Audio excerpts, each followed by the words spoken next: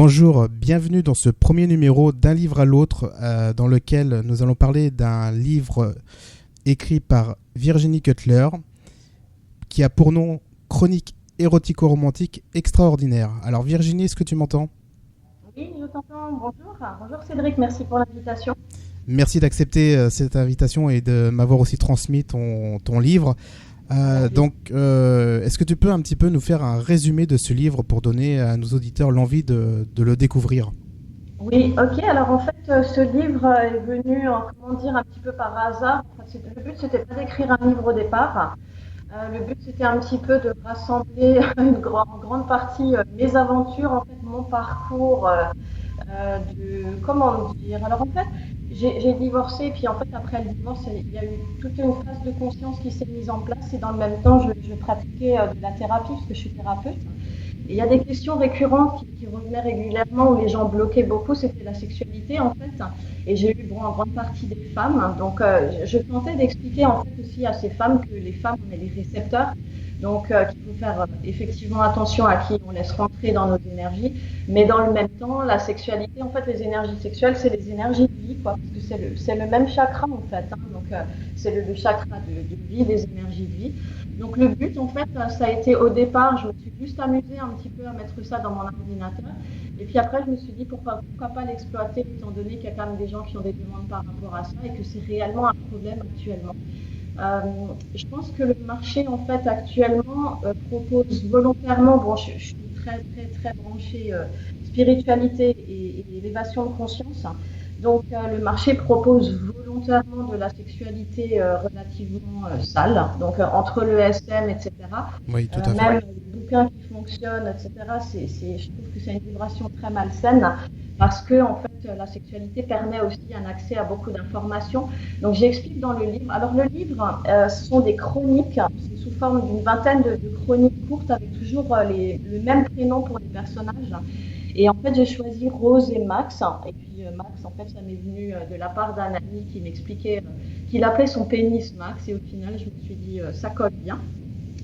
Et du coup, le but, ça a été de les appeler toujours de la même manière et puis d'avancer au fur et à mesure avec les chroniques dans une évolution vers une sexualité connectée, ce que j'appelle une sexualité connectée sur les trois plans. Et d'expliquer en fait voilà plus ou moins mon parcours, mais ce qui peut être le parcours de quelqu'un de standard, hein, parce que on peut soit aller fouiller dans les séminaires de tantrisme, etc. Mais au final, on arrivera tous au même résultat. Enfin, le but c'est d'arriver tous au même résultat. Et j'explique vraiment clairement dans ce bouquin que le fait que l'orgasme est un point zéro qui permet aussi d'accéder à des informations. Alors attention, hein, ça n'évite pas ou ça ne compense pas la méditation, mais par contre, c'est une autre belle porte d'entrée pour la conscience et pour le point zéro, c'est-à-dire une période sans temps, c'est-à-dire un point où on est hors du temps et on accède au karma de l'humanité. D'accord. Alors, est-ce que ton livre se rapprocherait un petit peu de ce qu'on parle souvent dans l'hindouisme, si je ne me trompe pas, du tantra ? Oui, ça se rapproche du tantra, c'est vraiment très proche du tantra. Je précise aussi dans le bouquin, enfin, ou même en dehors, hein, j'ai déjà précisé qu'en termes de tantrisme, il y a aussi un petit peu de tout sur le marché. Hein. Il y a du tout et du n'importe quoi, il y a du gourou. Mais ça se rapproche effectivement des pratiques, des véritables pratiques tantrisme qui ont pour but l'élévation de la conscience. D'accord. Justement, tu parlais un petit peu avant de toutes les pratiques qui étaient dérivées, on va dire, malsaines.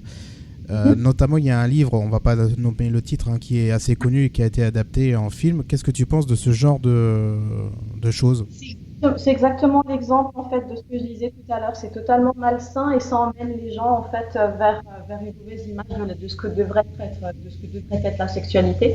Et je vois même les jeunes. Hein, je veux dire, moi j'ai deux filles, deux adolescentes, et puis ma jeune, elle me disait non mais c'est pas possible. Mais moi ça me donne pas du tout envie de faire l'amour un jour. Tout ce qu'on voit et tout ce qu'on entend pas. Donc c'est exactement à ce genre de bouquin que je fais référence en fait. D'accord. Oui, puis après aussi tout ce qu'on entend, nous notamment en France, hein, parce que je rappelle que Virginie est en direct du Mexique, donc d'où la qualité du son qui n'est peut-être pas idéale. Oui, je suis loin.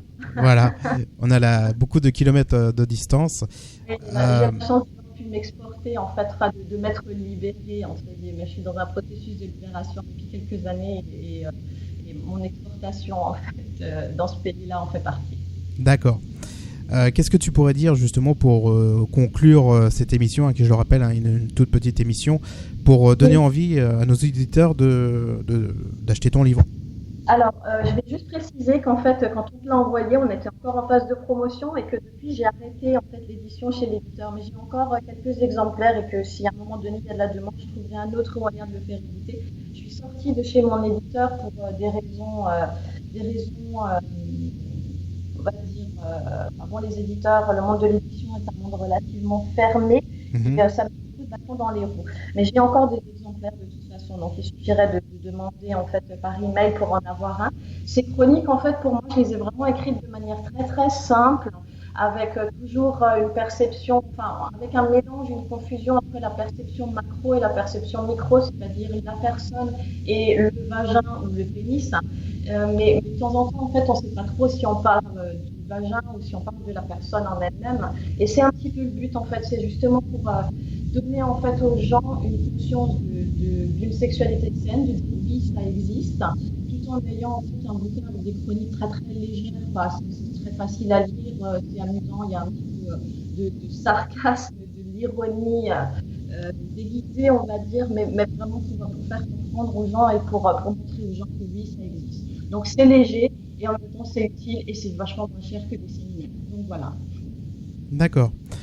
Merci Virginie pour nous avoir parlé de ton livre, donc je rappelle, un chronique érotico-romantique extraordinaire, et il me semble que j'avais vu qu'on peut se le procurer en fichier Kindle ou PDF sur Amazon. Non, c'est terminé justement parce que j'ai arrêté mon contrat d'édition, donc le mieux ce serait d'envoyer un email à virginie.kutler@gmail.com. D'accord, ok. Voilà. Merci Virginie. Cédric. Voilà, et à très bientôt pour d'autres émissions, pour d'autres ouvrages. Merci, à bientôt, au revoir.